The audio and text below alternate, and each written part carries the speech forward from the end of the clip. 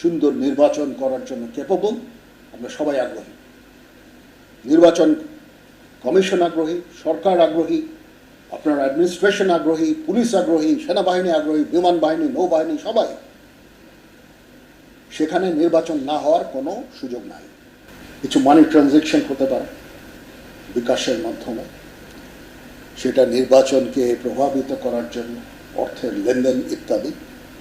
আমরা নির্বাচন কমিশনের সাথে কথা বলেছি। প্রত্যেকটা কনস্টিটুয়েন্সিতে কিছু ক্রিমিনাল থাকতে পারে, সবাই এই ধরনের অপকর্ম করবে না। ইলেকশন ডেতে রিগিং করা, ভোটারদের পোলিং স্টেশনে যেতে বাধা প্রদান করা ইত্যাদি। সেটার জন্য আমরা আশা করব যে আমার বাহিনী এদের বিরুদ্ধে অ্যাকশন নেবে।